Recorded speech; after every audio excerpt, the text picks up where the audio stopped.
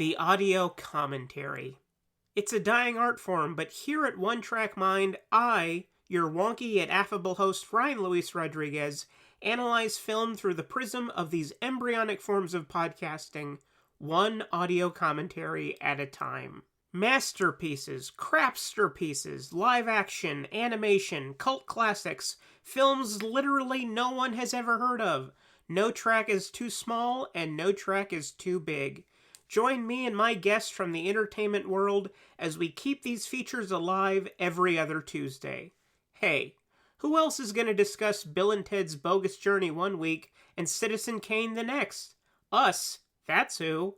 Sure, you have to put up with my voice, but there's a certain give and take in this industry. That's One Track Mind, part of the Someone's Favorite Productions family, and available wherever you get your podcasts.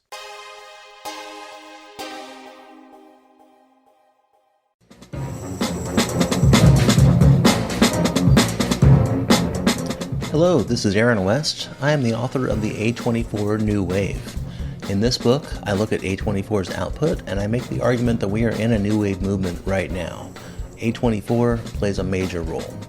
This book has a supplemental podcast where each episode is a brief conversation about an A24 related topic, whether an actor, director, or even a genre. As I continue research for the book and conduct interviews, I expect to record podcast episodes with people involved with the company. You can find the podcast at cinejourneys.com or wherever you find podcasts, and we are proud to be members of the Someone's Favorite Productions podcast network. Hello, my name is Kevin Tudor, and I'm one of the three hosts of Almost Major, a film podcast dissecting many major indie studios and the films they release. Every week, myself, Charlie Nash, and Bryden Doyle discuss overlooked, forgotten, or bona fide classic indie films via studio-specific miniseries. We've previously covered numerous films from Artisan Entertainment, Lionsgate Films, and New Line Cinema. Titles including The Blair Witch Project, American Psycho, Dogville, But I'm a Cheerleader, Saw, Requiem for a Dream, and Ringmaster, you know, the Jerry Springer film. Anyways, we have a fun time every week and we hope you will join us. Subscribe to Almost Major wherever you get your podcasts. Now proudly a part of the Someone's Favorite Productions podcast network.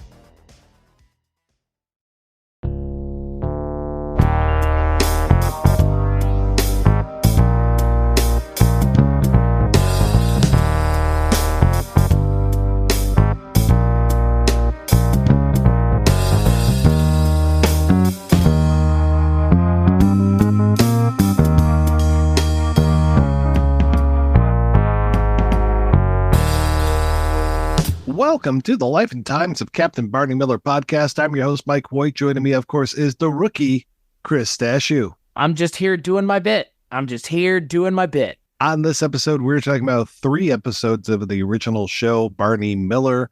The original Barney Miller. Yeah, it was original. Don't you remember the remake? Show. Oh, God. Stuart Townsend as Barney Miller with like a big mustache. Yeah. Oh my God. Why Stuart? Because of Kolchak. Because of Kolchak. Yeah. And Ron Harris is a very special appearance as. Yeah. Ron Glass's Harris returns. Yep. Yeah. It's just him carrying a copy of Blood on the Badge. On this episode, we're talking about 3 of the original Barney Millers. We're talking about Possession, which came out November 19th, 1981, Stress Analyzer, which came out November 26th, 1981, and Games, which came out December 10th, 1981. 3 episodes from kind of the beginning of season 8. We've got 2 Bruce Bilsons, a Gennaro Montanino, and some familiar writers here. I don't know if I remember Nat Maudlin that well, but I definitely remember Tom Reeder and Roland Kibbe, who wrote Possession, which was a return of Mr. Kopechne all the way back from the werewolf episode, and kind of feels like a repeat of the werewolf episode. How about you, Chris? What did you think of these episodes? I mean, it's never a bad thing to see Kenneth Tigar. Let's put it that way. No, I just saw him in the Avengers again the other day. Kneel before me. Okay. What a random thing. Known for his roles in The Avengers. Right. Yeah. All right. It's fucking, I mean, it is said, that is his one role on IMDb is German old man, I believe, in The Avengers. I thought this was a fine episode. I think to your point, it is a little, we've already seen this like once. I thought it was twice we've seen this. It feels like we saw him twice. They definitely refer back to the werewolf episode, but I specifically, I thought he was on there a few times. Yeah. I like the Warrens of it all. I like that they reference the devil made me do it case. And then they say the devil made me do it. I'm sorry. I just rewatched that movie again, that third Conjuring movie, which is like in pretty bad taste. That movie is. Is it? Yeah, that's the one where it's about the case that they're talking about in this episode, and it's in pretty bad taste because the name of the movie is The Conjuring. The devil made me do it, and it's like, no, alcohol made you do it. I'm pretty sure is what the like overwhelming theory is. There was no devil here, and it's funny to hear this episode of Barney Miller from like the mid '80s bringing it up. Well, this case in Connecticut that just happened. It's like, oh, okay, like this episode is being driven by other things. Is kind of what I'm alluding to. It's being driven by, I would say, real time, or not real time, but like real life events, and also the success of The Exorcist. Ripped from the headlines. Yeah. I mean, it's only, like 9 years after The Exorcist or something, or maybe more than that. I can't remember. Was Exorcist 73? I always think that. Man, it sounds about right. It's like early 70s. Yeah. Yeah. Your mother sucks cocks in hell, Harris. Like, yeah, there's none of that here, but there is like, okay, let's talk about this. This is the first time where I'm like, okay, the show has jumped the shark, in my opinion, right? Like, everything up until this point has kind of been like paranoids with proof, but still a little twinge of like, it might not necessarily be happening. Here it's like, yo, this guy's possessed by the devil. Like, clearly, it's not even a question, right? Like, it's not even up for debate. In this episode, Kopechne is possessed by the devil, correct? It really feels like it, especially with the growling stuff that's going on. I mean, everything else I think you could explain away. I was really hoping for more between him and the priest cop, though. I was so excited to see this actor back, and I was just like, oh, this is great. I'm so glad. I really like Alan Miller. He's been on the show before. He's been on a lot of things that we've talked about before, and I'm just like, yeah, this is going to be great. No, he's barely there. I really was hoping he would have some sort of crisis of faith or something, kind of like a Father Damien Karras. Well, that was kind of the other thing. While it is, very much inspired by The Exorcist, it's a very poor facsimile of something else. Like, this is not I am not as enamored with this version of the story as the way the show is telling it. I think the last time Kenneth Tigar was on the show was way better. Oh, I totally agree. I think the other stories in here really save this episode. The whole thing with Harris buying the painting by a cat. Right. And that's hoping that this guy's going to die so the price will go up for it. I'm like, yeah, that's a real Harris move. And then, of course, the guy's going to live a lot longer. So, again, another very Harris move. Typical Harris. That's for sure. And then it's nice to see Ron Carey coming back in here with all the injuries that he sustained in the last episode that we talked about, which was where he saves that kid from the building, and we hear all about it, but we don't see any of the damage. Right, now we get to see a little bit of that with the neck brace and the arm and the sling. Just doing my part, fellas. I'm just here, Barney. Yeah, I love that we have a little bit of carry through, which is nice. I mean, we haven't seen that a lot in the show with any other character other than Ron Harris, really. I'm glad that they're like, hey, Kopechne's back, but I just don't see the point, I guess, is kind of ultimately, because this does feel kind of like we've seen this before. Like, we've done this before. And I guess I'm a little surprised, because while the show does go to certain wells over and over again, it rarely goes to the exact same well with the exact same actor even. Yeah, I mean, we've talked, I want to say in like season 6 or maybe 7, we're just like, yeah, this is kind of a repeat of stuff we've seen before. So yeah, it is a little like, all right, yeah, just because it is interesting though, as far as the Kopechne thing too, where it's just like, oh yeah, I got cured when I went to Bellevue, and now I'm back, and you want to throw me at Bellevue again. And it's like, is this going to be a never-ending cycle of them just continually throwing this man into, the psych hospital? And, my mom used to work at a psych hospital, and she would call these patients their frequent flyers. So is he just going to continue to be a frequent flyer and go into the psych hospital and, I don't know, I don't want to say get tortured, but just like be treated and then get out and then have another problem happen to him? Another, is he going to start seeing ghosts next, or will he think he's a vampire next? I mean, is he going to continue on and maybe think of, other monsters that he can be? But yeah, I feel bad for the guy, and I wish that there's a little bit more poignancy around the system and just how he keeps going into the system, and the system is not helping him. Yeah, it seems a little tone deaf for this show to not talk a little bit about that.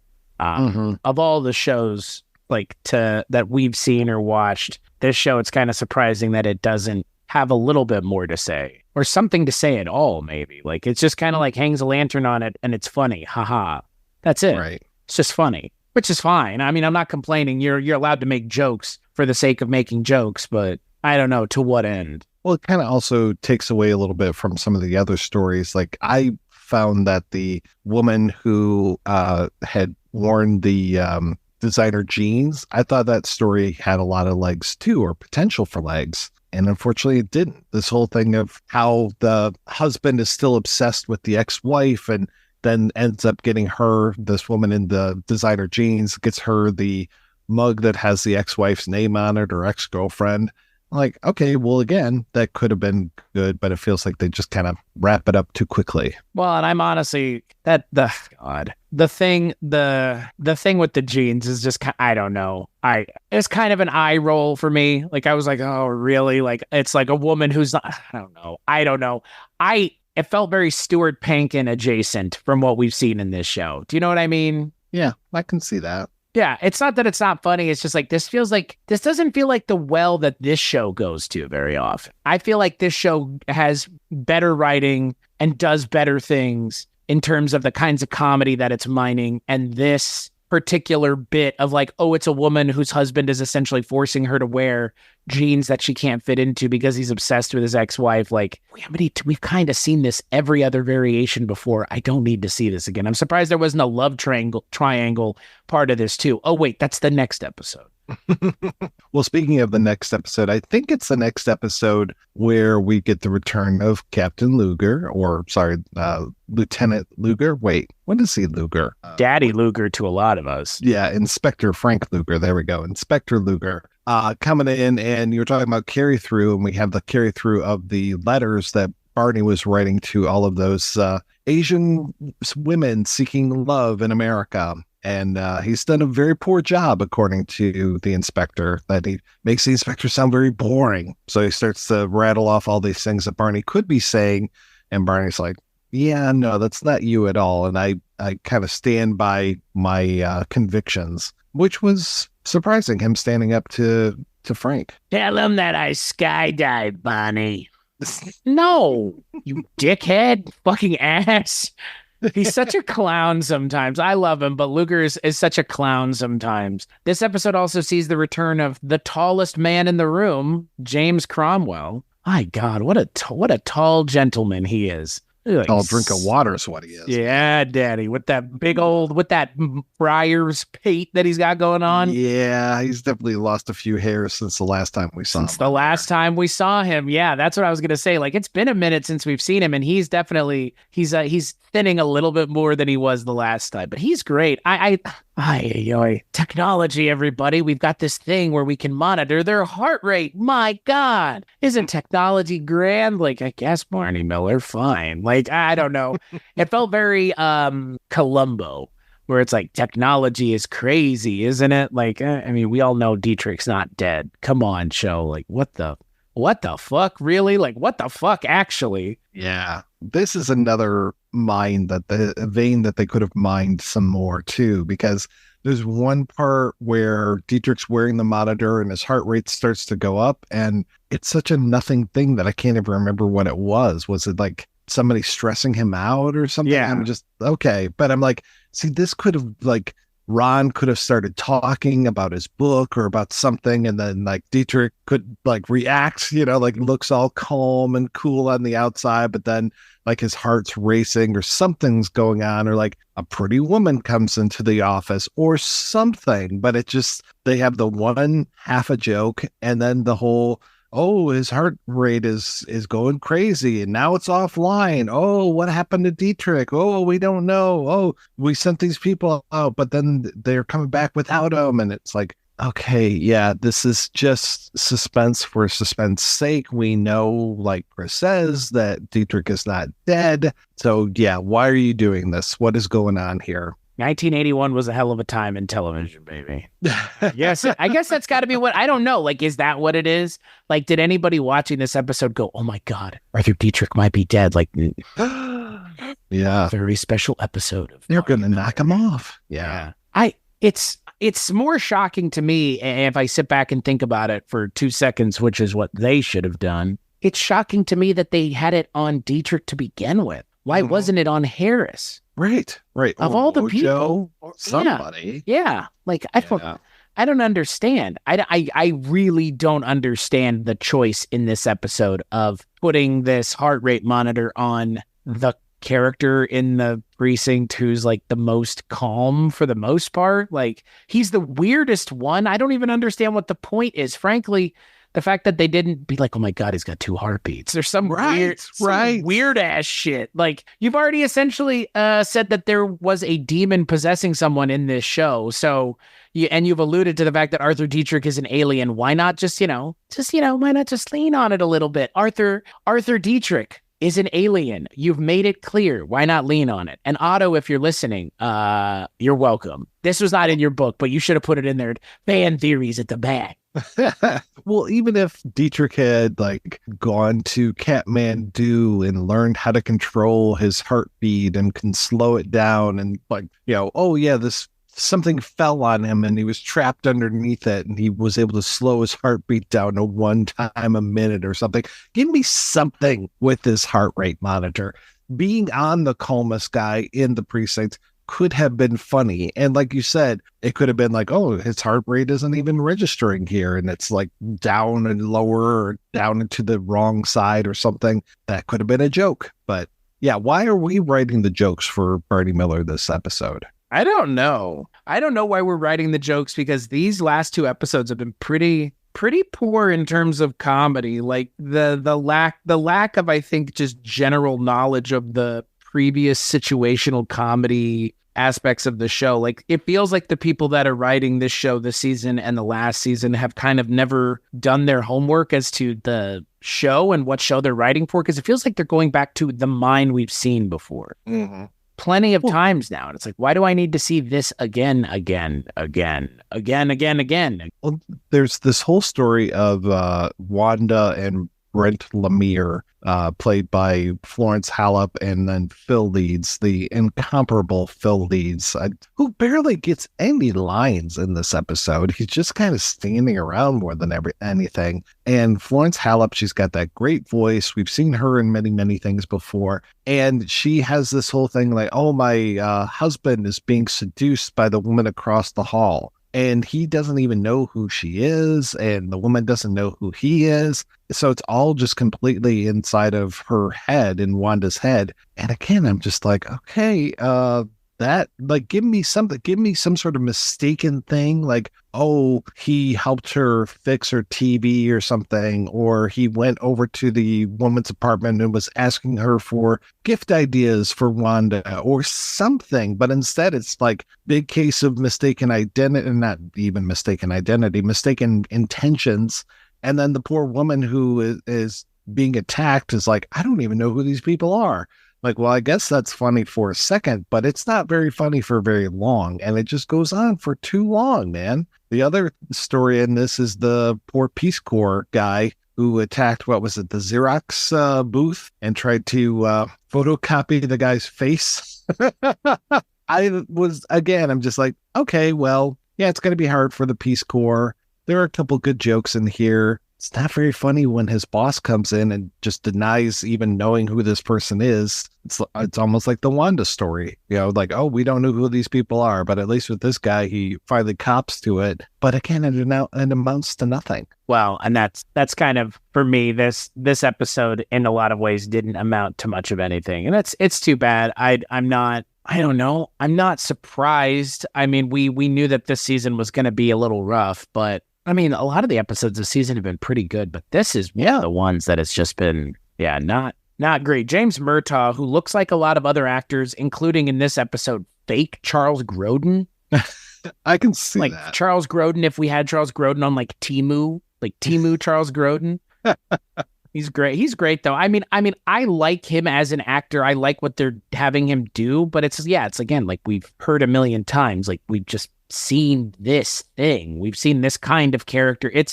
I mean, look, we're in the last season of the show, so it's kind of running a little thin as it is, but like, that's not really it. It's just, they could have had creative ideas. We were literally pitching ways to navigate this episode being more creative, and they just didn't do it. They just, we'll just do that same thing we've done 4 times before, one more time. Like, all right, fine. In technology, grand Xerox machines. Like, all right. You want to talk about doing things that you've done before? Let's talk about games where Wojo gets to interact with a hooker. Wow. That's the first time I've seen that in a couple episodes. Yeah, who'd have thunk it? What a crazy conniption that we're about to. Like, I think what's surprising for me is that the show at this point is thinking we should be surprised that this is where they're going, and I'm not.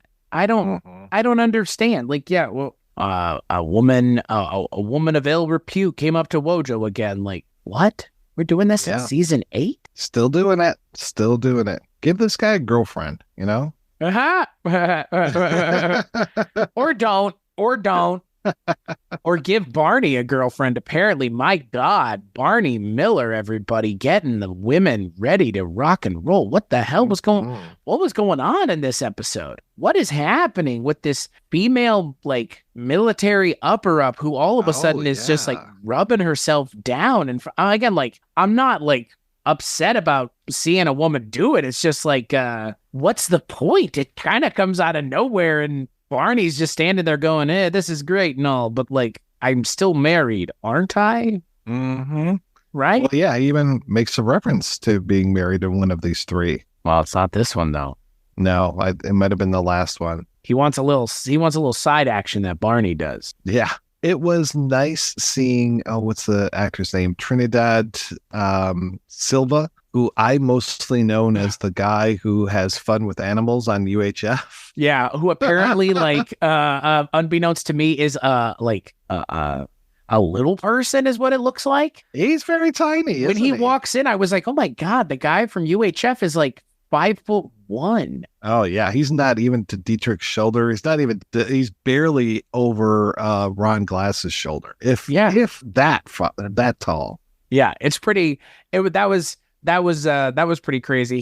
He's fun. I mean, again, like, I feel like we've seen this before. He's almost a Martinez from the very first episode of the show. Yeah, yeah, very similar hairstyle, very similar jacket. And then a Martinez came back, I want to say last season, and was basically doing the same kind of thing. Like, yeah, I'm the little Latino stick-up man. I'm like, okay, great. This is interesting because it is Deitrich going on a crusade rather than Wojo going on a crusade. And Deitrich very much pulls a Wojo, or he might not pull a Wojo, but he's definitely gets in a Wojo type situation where, oh, hey, this crime that this guy did shows that all of these microchips are being shipped over to, where is it? To Russia, right? Russia, yeah, or Poland. Yeah, Poland, there we go. And then, yeah, again, Wojo could have spoke to that pretty well. But, hey, this is actually a trade violation or whatever. We think that these are going to go into the wrong hands. So Deitrich ends up getting, the guy that actually owns the corporation, who knows nothing about this, but then he gets a KGB and FBI guy down here as well. And then they all, oh, hey, yeah, we've known each other for years. They're all buddy. And I'm like, yeah, this seems pretty right to me. It's very much just covert stuff happening in broad daylight. And yeah, it's it felt also very, very similar. Like it wasn't nearly as poignant as something like the Agent Orange episode. Yeah, no, I completely agree with you. It was played for laughs. That's why, like, yeah, you know, when they play it for laughs, they play it for laughs. By the way, if you look into the story of Trinidad Silva, it's kind of a sad one. He died during the filming of UHF. Really? He was hit by a drunk driver. Oh no! Yeah. So he didn't even live to see the thing that he was known for come out. Right. Yeah. Which is actually even crazier because his picture on IMDb is his picture from this episode of Barney Miller. That is wild. Yeah. Yeah. But yeah, I guess, yeah, it hasn't really struck me up until this point that the show is really, it feels like it's having a hard time recycling its own material at this point. But it does kind of feel like it, right? A little bit. More so than it has in the past. Yeah. I mean, the last time that we got together and talked about the show, I think we were like, oh yeah, these are really good episodes. But this time around, it's like, okay, have we seen almost all this stuff before, guys? Yeah. Yeah. And again, it's what's even weirder is, again, to go back all the way to that first episode, to have Kopechne being the thing that's the first thing we see. And then the final episode, we have, again, this like two warring factions of people ultimately shaking hands and moving on at the end of the day. It's like, how many times have we seen this at this point? Like every other episode of the show is what it feels like almost. Like, I don't know. It's so frequent at this point that this just feels like one of the old hats that they go to, really. Yeah. It's kind of sad. I'm hoping that when we get together next month and talk about more of these, that we get back on a better path with this. Well, we only have, 4 or 5 episodes left. So these, I hope that these are the weakest episodes of the season, because I would not be surprised when we get to the end to learn that that is the case. So, yeah, when we come back next month, we are going to be talking about Homeless, the tontine. What the hell is a tontine? A tontine? A tontine is a thing where you put in money into a pot, and then the last person to be alive at the end of it gets it. Oh, okay. So like 100 people put in $10, and then whichever of the last of the 100 people is left at the end gets the full pot. Oh, is it like a chain letter? Kind of, but people actually have to die. Oh, okay. Yeah, this is like say like you take $5,000, I take $5,000, we put it in an account. Whichever one of us is alive after the other one dies gets the money. It's kind of, but like you do it on like a bigger, grander scale. So it's like, a couple thousand people each put in like $10. So it's a lot of money, but what a weird concept to be in a Barney Miller episode, huh? Yeah, that sounds like more along the lines of Tales from the Dark Side or Night Gallery. I'm excited because it's something that we haven't seen in the show, at least. So at least there's that. At least it's not two shop owners fighting. You're right, exactly. So we'll talk about Homeless, the Tontine, and then one called Examination Day. And that is going to take us into 1982 before we start diving into some two-parters and then the big three-parter that ends up everything. So yeah, I think we've got like 4 or 5 episodes of this show to go, a lot more of Barney Miller to go before we move on to hopefully Night Court. So, but it's going to be sad saying goodbye to Barney. I can tell you that, even with some of these episodes that are a little, it's that old line. I'd rather watch bad Barney Miller than good, Big Bang Theory. Yeah, boy, would you.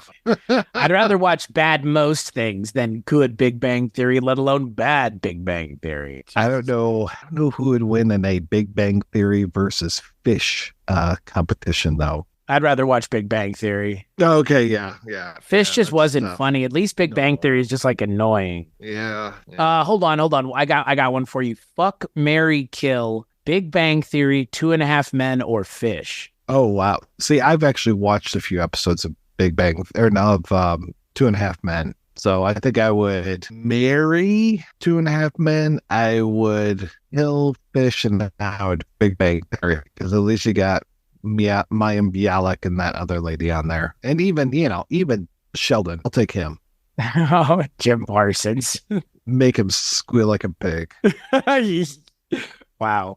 Yeah, I think my answer would be kill Fish, marry the Big Bang Theory, and Buck, 2.5 Men, but only if it's the Ashton Kutcher version. Oh, wow. Not a big fan. Well, I guess you don't know what you're going to get if you fuck the Charlie Sheen version. I think you know what you're going to get. Tiger blood. Yeah. Is that what we're calling it? Jesus Christ. Yeah. So for a mix-up, Mike, when you're not shooting tiger blood directly into your veins, where can people find you and the things that you work on? You can always find everything else that I do over at weirdingwaymedia.com, which is the same place where you probably found this. If you're listening to this episode, please go out and rate and review us. I would appreciate it. And Chris, what are you up to these days? Everything that I'm up to can be found at weirdingwaymedia.com, where this show and so many other shows can be found. But yeah, this is the big place to find all the stuff I work on is Weirding Way Media. So this show and all the other stuff, other than our respective Patreons, where you can find Rankin' on Bond, which comes out once a month. And that's when we talk about James Bond with our friend Richard Haddam of Richard Haddam's Paranormal Bookshelf, who might even be listening to this episode. So hello, Richard. And you know what would be nice if Richard took on that whole the warrants thing. I'm sure there's some books written about the warrants. I could talk about those on the Richard Haddam's Paranormal Bookshelf. Yeah, we're just giving him ideas right here, right now. All over. Free ideas. Cut of that sweet, sweet money. Oh, yeah. You know how much podcasters make. Lots of money. Yeah. When people ask me how much money I make, you have no idea how much I have to lie to them to tell them how little we make. Shocking. You're like, well, you know, Joe Rogan, almost that much. Almost. Just like a couple dollars less. Just a few. Just a few. Well, before we head out, I want to thank John Walker for our theme song, and I definitely want to thank everybody for listening. Thank you again, and like I said, please rate and review the show. We would greatly appreciate it.